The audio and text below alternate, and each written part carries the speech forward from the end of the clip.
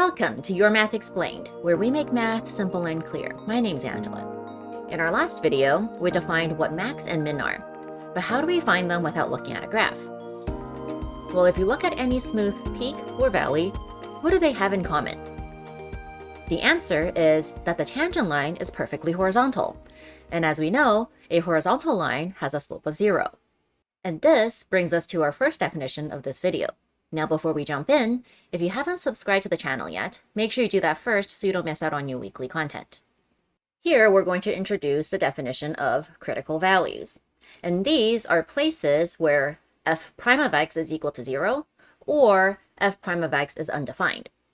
Notice that we call them critical values because they only give us potential candidates for local extrema.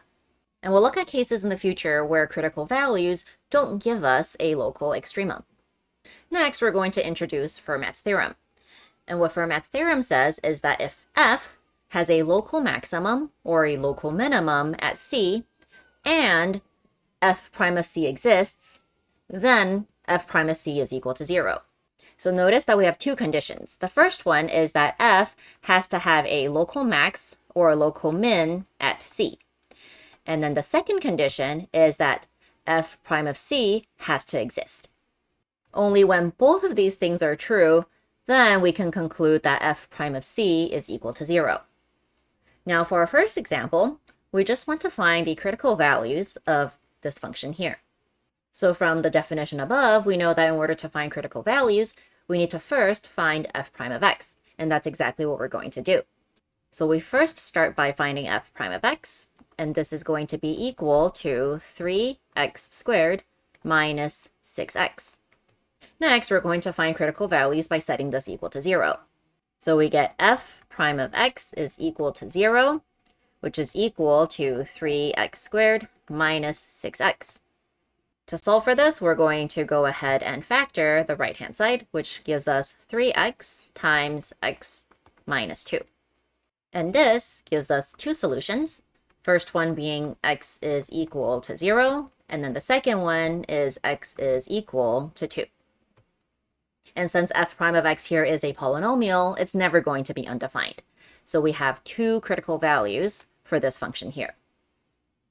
For our next example, we're going to find the absolute extremum points on this particular function from -1 to 4. So the first thing you need to know is that absolute extremum points will either happen at the local extrema or it can happen at the endpoints. So that means the first thing we need to do is we need to find our local extrema, and we do that by finding critical values. So we're going to start off the same way.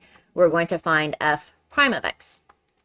Now before we do that, we can actually go ahead and make our lives a little bit easier if we were to expand out our f of x so that we don't need to use our product rule. So if we expand this out, we get f of x is equal to x to the power of 5 over 3 minus 5 times x to the power of 2 over 3.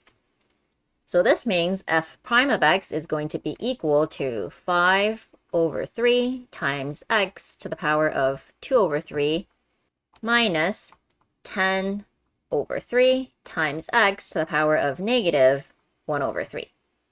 And now we can go ahead and simplify this a little bit. We can factor out a 1 over 3 times x to the power of negative 1 over 3. And that means we're going to be left with 5 times x minus 10. And now rewriting this as a fraction, we end up with 5x minus 10 over 3 times x to the power of 1 over 3.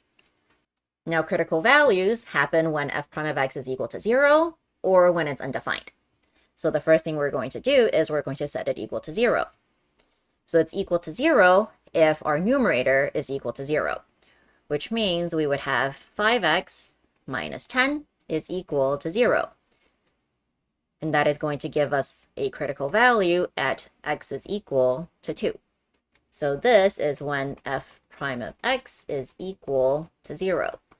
And then the other case is when f prime of x is undefined. And that happens when our denominator is equal to 0. So meaning 3x to the power of 1 over 3 is equal to 0. And solving for that is going to give us a critical value at x is equal to 0. And now we're ready to find the absolute extremum points.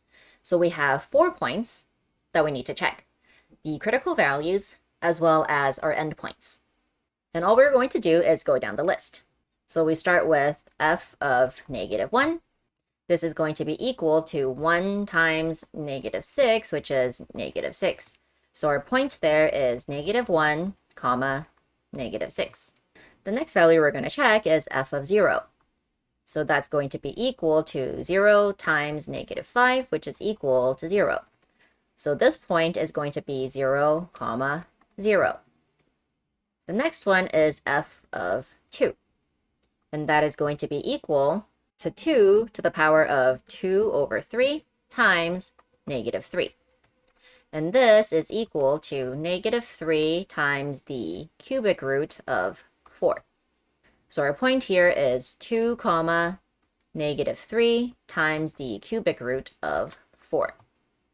And then finally, the last point we're going to check is f of 4.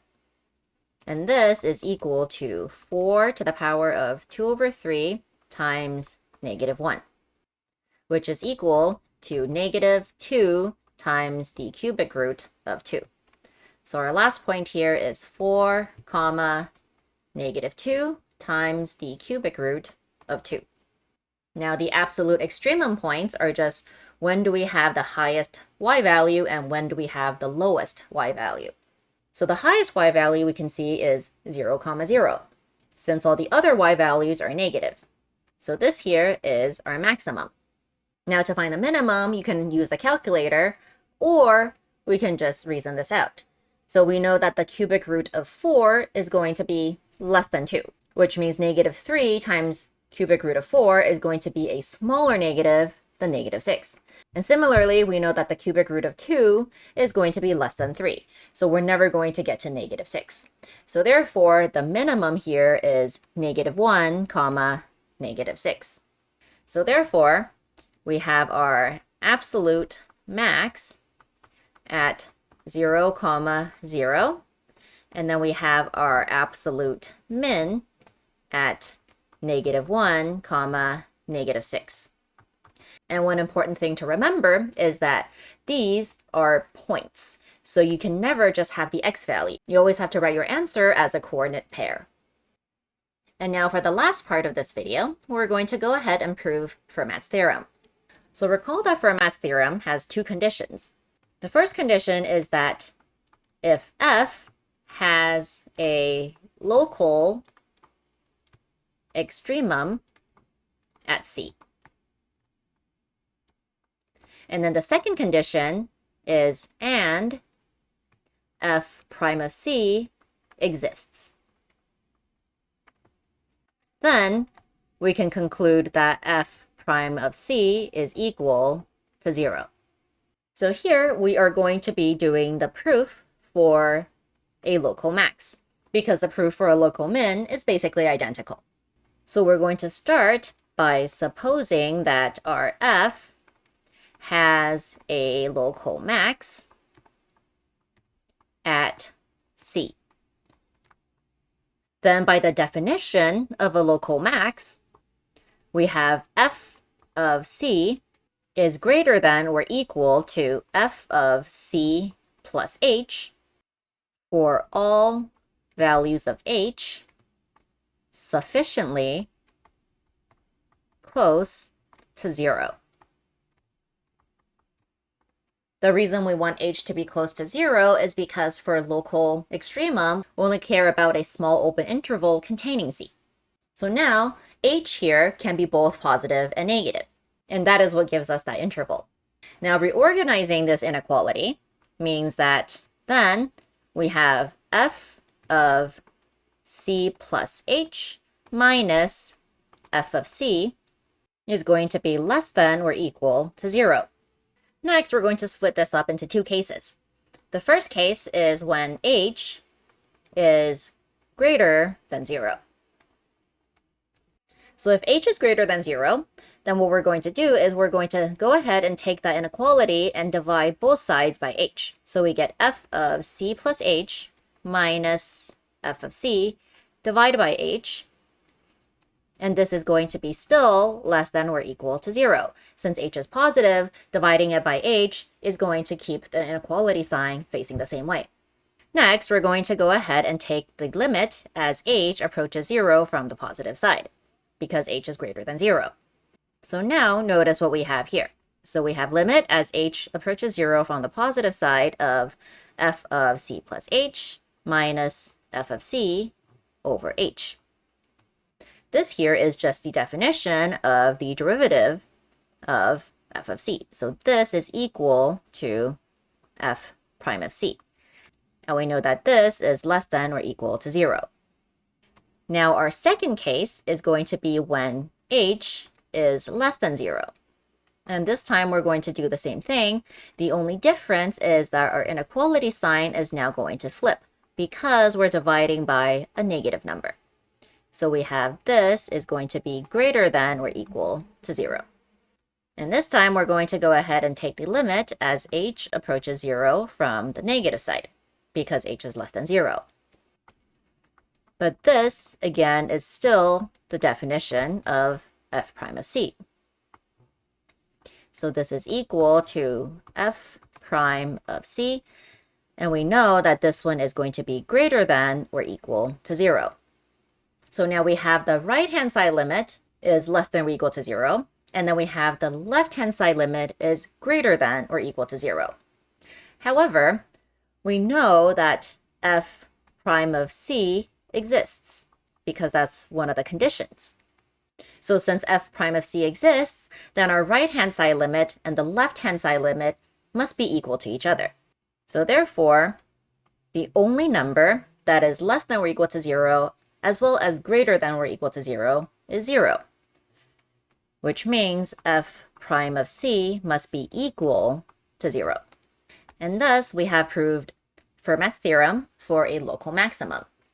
And now, just as an exercise, if you wish, you can do the same thing to prove it for a local minimum. The only difference is that we're going to have f of c is less than or equal to f of c plus h for all h sufficiently close to 0. And now let's do a quick recap of what we covered in this video. We went over the definition of critical values as well as Fermat's theorem. We learned that local extrema occur where the derivative is 0 or undefined. And if the derivative does exist at a local extremum, then it must be equal to 0. We learned that critical values are only candidates for local extremum, because not every critical point is going to be a max or min. And when we're dealing with absolute max and absolute min, endpoints are also candidates, so we must check them as well. And the last thing is just a quick algebra tip. When dealing with roots and fractions and finding critical values, always find where the numerator is equal to 0 and when the denominator is equal to 0 for the derivative. And now it is your turn to give this a try. Can you find the solution to the problem on the screen here? Make sure to leave your answer in the comments below and let us know what other calculus topics you'd like to see in the future. That's it for this video. If you found it helpful, remember to hit that like and subscribe. And if there's a topic you'd like us to cover, make sure to drop it in the comments.